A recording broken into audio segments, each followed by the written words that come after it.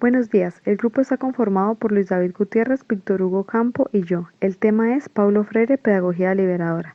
En primer lugar, presentaremos a Freire, haremos una síntesis de su propuesta y a quién va dirigido, explicaremos el contexto y su pedagogía crítica. Finalmente diremos algunos aspectos relevantes, la importancia de sus aportes y la reflexión. El propósito de esta presentación es describir la vida, obra y aportes relevantes de Paulo Freire en el campo educativo, además de comparar las características de la educación bancaria y la educación liberadora. Paulo Freire nació en 1921 en Brasil y su infancia se vio afectada por la crisis económica de 1929. Años después ingresó como estudiante a la Facultad de Derecho y se casó con Elsa Oliveira, por quien nace su interés en la pedagogía.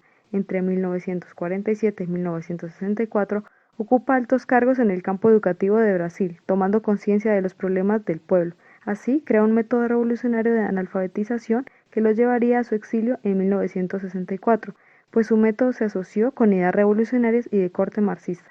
Ese año viajó a Chile motivado por sus amigos y fue contratado por el Instituto Nacional de Desarrollo Agropecuario, que en convenio con el Ministerio de Educación impulsan un plan de alfabetización campesina.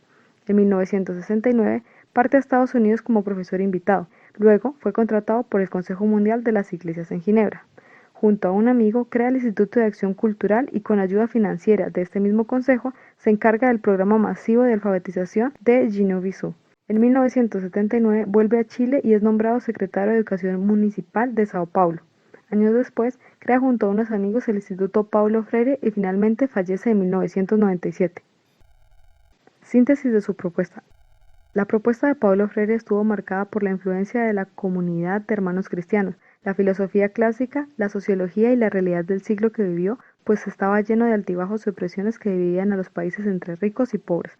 El método freiriano es un mensaje de resistencia contra esta realidad. Estaba enmarcado en la reflexión filosófica en miras de proponer una salida a la problemática que se presentaba en Brasil y que coincidía con otros lugares del mundo. Paulo Freire ve en la educación popular una oportunidad para que los oprimidos puedan apropiarse de sus derechos, comprendiendo la realidad que los rodea y participando activamente en la vida social y política. Por este motivo, su método tiene como pilar fundamental la reflexión, pues la educación debe ser el motor que permite que el sujeto pueda transformar la realidad que lo oprime, lo condiciona y lo polariza.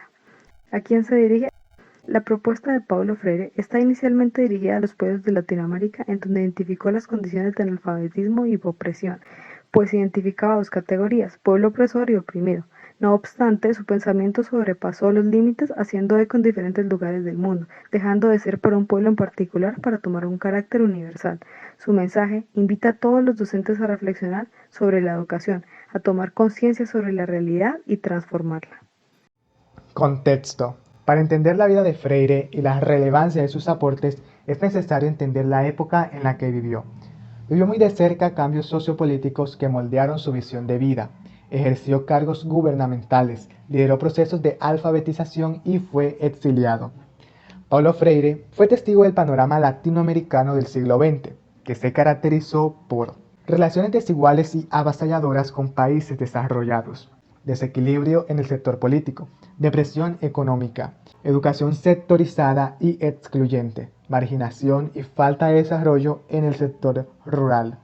Su vida se puede dividir en tres grandes momentos. Su etapa en Brasil. Entre 1930 y 1945 nace en Brasil una burguesía nacional y de economía moderna, pero esto cambia entre 1945 y 1964, pues regresa la inversión extranjera y germina el antiimperialismo y nacionalismo con el propósito de que el Estado conservara el control sobre la economía nacional.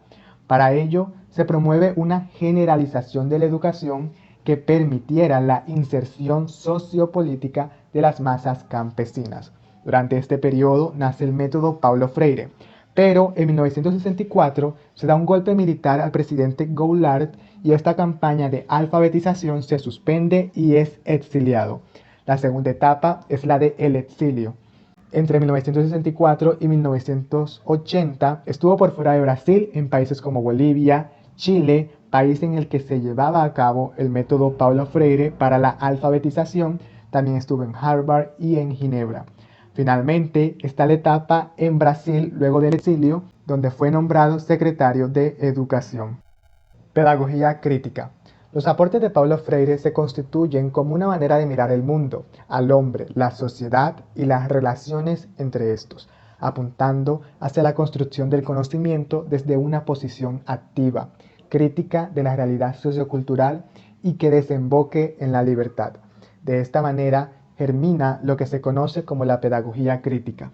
Esta es la propuesta de Freire, cuyo propósito es que el sujeto, por medio del acto educativo, construya el conocimiento que le permita transformar su realidad. Freire entiende que la educación debe tener como fundamento la comprensión de la realidad. El estudiante no es un sujeto pasivo. La pedagogía crítica reclama un tipo de estudiante y de docente diferente al tradicional, en cuanto el docente debe tener una actitud crítica, no debe pensar al estudiante como una vasija que deba ser llenada. El diálogo, el discurso, la lectura crítica serán las herramientas que permitan que el estudiante pueda comprender su realidad para transformarla. Aspectos relevantes de la pedagogía de Paulo Freire. La educación requiere un estudiante activo que supere una lectura ingenua de la realidad hasta llegar a una lectura crítica del contexto para resistir y transformarlo. Un docente diferente al tradicional, crítico de la realidad, conocedor de los factores que permean la sociedad. Concibe la educación como un acto eminentemente político con una organización del contenido intencionado. La educación desconoce el sentido histórico y político del hombre, que está en el mundo y no en el mundo y no con los otros. El oprimido tiene la responsabilidad de librarse a sí mismo y liberar a los opresores. Sin oprimidos no hay opresores. En la educación hay una ruptura entre la teoría y la práctica. Para Paulo es imposible una teoría sin práctica y una praxis sin teoría. Presenta la educación tradicional o bancaria opuesta a una educación dialógica que se produce a partir de diálogos sobre una realidad. Importancia de sus aportes. La educación es un acto político y ético con un papel transformador. El hombre es pensado como un ser histórico. Nos permite identificar los prejuicios que históricamente han existido en la educación, rompiendo los estereotipos imperantes. Propone herramientas para la transformación académica hacia la transformación del mundo. Otros aspectos que se consideran relevantes. La pedagogía crítica como tal podría considerarse como una teoría del conocimiento, porque postula la forma en que los sujetos aprenden en relación con los otros y con el medio. Reflexiones acerca del modelo pedagógico en la actualidad y conclusiones. En la actualidad sigue vigente en el siglo XXI la figura del opresor y oprimido propuesta por Paulo Freire. Igual los sujetos deben considerarse históricos de manera que puedan superar su momento actual bajo la luz del pasado.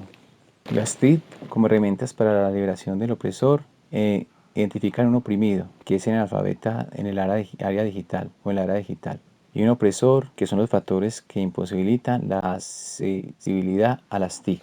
Conclusiones y reflexiones. Hoy se requiere un estudiante que sea crítico de la realidad local y mundial. Es imperativo una educación que interactúe con el contexto de cada estudiante. Las personas excluidas de la tecnología y la conectividad son el nuevo grupo de oprimidos. Los opresores serían las circunstancias y factores que imposibilitan una democratización de las TIC. Hoy la pedagogía crítica debe fomentar el aprendizaje del uso de las TIC para leer y comprender el contexto, para posibilitar una transformación de la realidad. Se podría pensar en las TIC como una herramienta para la liberación de la opresión de los pueblos marginados y excluidos.